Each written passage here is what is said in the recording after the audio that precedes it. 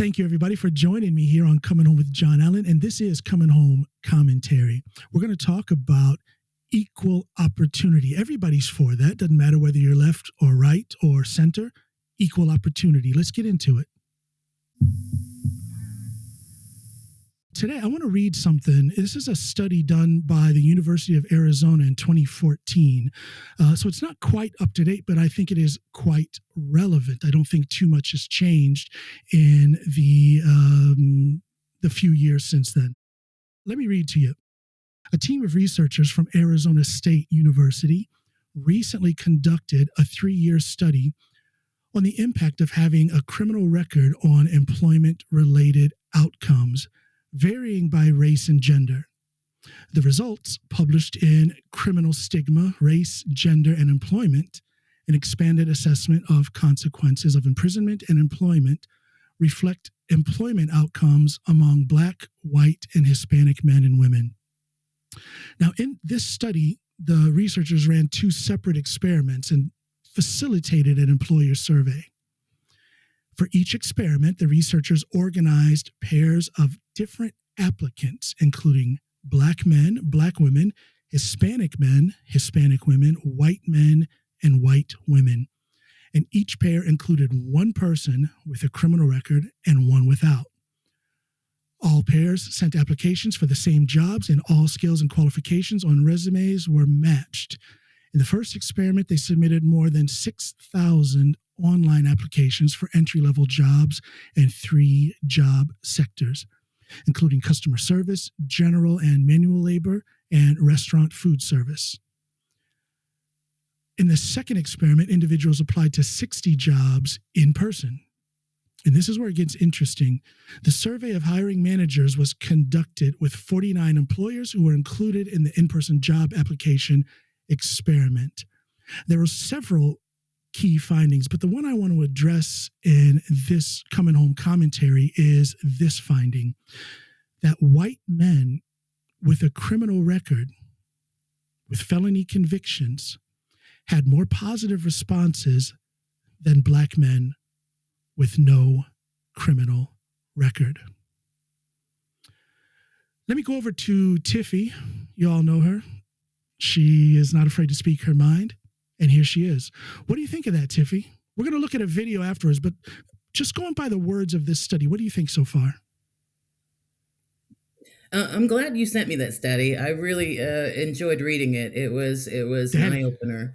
Um, but it's absolutely true. I mean, I do understand that there are a lot of people from Caucasia, like I am, little white folk, that will be getting upset about this because they don't want the term white privilege to be brought up. Because most white folk like me are raised to be good people, and we don't want to believe that we're getting handed something that we didn't earn. You know what I mean? So when it comes down to this, it's more of a societal problem. This is built into our society. The playing field is not level. There's a different starting point for Black people as opposed to white people. And in this case, in this study, there's a different starting point in that white people with felony convictions, with a criminal record, are at a starting position that is, in fact, in front of a Black man with no criminal record. It's interesting. It's sad. It's the truth.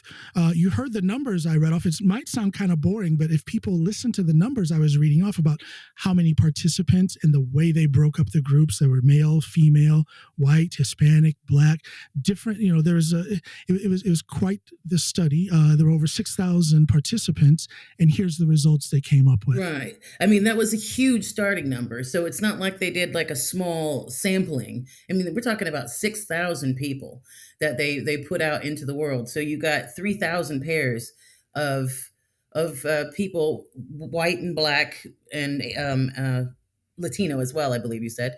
Um, so they're all going out in the world. They're all going applying for the same jobs. They all have the same qualifications. They had the same qualifications to get the job. They had the same ability, the same car. They had everything. They had all the things they needed. And I also like that they did both online job applications and in person applications. That was key. So basically, what it's saying is that the playing field is not level. It just isn't level. It's if all things considered, if everything was 100% correct, does the color of my skin affect my ability to get a job? And the answer is an emphatic yes. It is a huge yes.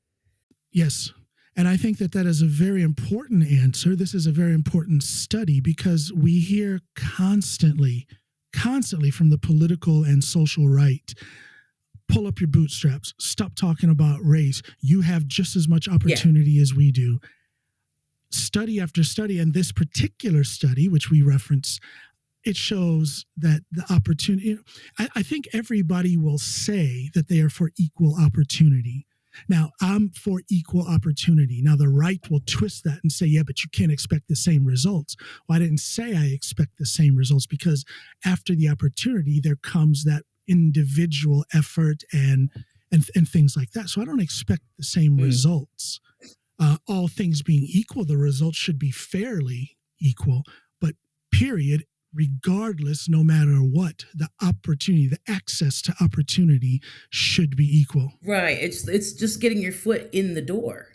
And that's the problem because I mean, if you get, if you get people's foot in the door, then they can show you who they are as a person. But we're talking about, I mean, if personalities outside of this, it's just the fact that you showed up with your black face, that you have less of an opportunity that I would coming for the same job with the same qualifications. And not only that, but it also goes as far as I mean, we can go deeper into when people get pay raises. Black people are less likely to get a pay raise. Bank um, loans, but bank loans, car loans, anything like that, even housing. Hello, hello, that's a huge one. And so if the redlining is not a thing of the past. no, Redlining is current and quite applicable to the inequalities of today. For people who think that there's no issue with the inequality when it comes to bank loans, and think about it, bank loans are the pathway, or can be a pathway. It's quite a significant pathway towards the betterment of your day to day life. So people who don't think that there's any racism in that, any systemic or structural racism in that, they can look at the two lawsuits that are going on with. I don't want to say the wrong bank, it sounds about right. Yeah, huge hundreds of millions, if not billions of dollars involved in these lawsuits because they have been caught. It has been right. proven that they discriminate against Black people when it comes to giving loans, whether it's business loans or housing loans. So this is an issue. Let me pivot just a little bit. You started to say something, and I think I know what you were getting at. You started to say something about how a lot of white people react when these subjects are brought up. Um, One thing that I always say is that no societal problem is going to go away if we don't talk about it. And then within that, that discussion, the fact that it's spoken about is not a finger pointing, not for me anyway. It's not a finger pointing at the individual. It's a finger pointing at the situation, at the structural At the uh, uh, system. exactly, at the Mhm. systemic or structural inefficiency that creates or perpetuates that problem. It's not a personal finger pointing, a personal blaming. No, no. It's not a personal blaming, but I do see, like, with white folks, they get upset because they say, I mean, you know me, I grew up in the trailer park. Did I have privilege? No, I didn't have privilege, but did I have white privilege? I sure enough hell did, because I could go shopping in a grocery store without being followed. And I can walk in there with the comfort of knowing that I would not be followed. I can get pulled over by the cops and not be afraid that, they're going to tell me to step out of the car, that kind of thing. So I do have white privilege. I don't have financial privilege, but I do have the opportunities that black folk don't have. I do have the opportunities of getting the job. I have the name. My name is not Shaniqua. So my or Latanda or anything like that. So my application for that job does not go right in the trash. Right, Now, right. I didn't understand what's in a name before I moved here to Norway, because then my normal white name, Tiffany Troutman, now Troutman, that's a foreign name. It's not Hansen or Great Olsen. point. So now I'm feeling, I mean, I can't say that I'm feeling what black people feel, but now I feel what it's like to, based on what I was born, to have my application thrown in the Yeah, trash. You know, white privilege is real. I joke with my wife and I tell her, if you woke up as black as me, you'd probably jump out a window. It's it is a thing, and that is no kind of finger pointing at individuals, but it is mm, just shining a light on something that is factual, yes, and systemic wide. systemic wise. And if we're talking about jobs, I do remember being on a hiring team to hire someone. And we got, there was a young black lady that came in and she applied for the job. She had great qualifications and everything. And she spoke so well. And she, did, she had what it takes to get the job. And I remember when she walked out the room, the people that was with me, they turned around and looked at each other. I mean, we ended up hiring her, but they looked at each other and they looked with surprise and they said, wow, she speaks so articulately. Aha.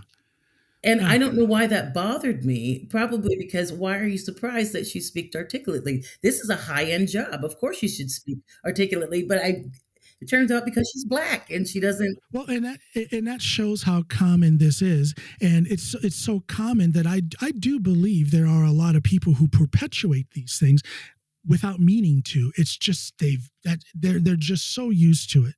They're so used to looking sideways at that black sounding name or that foreign sounding name on that job application. And in their mind, they're not being racist. They don't even realize they're being anything at all.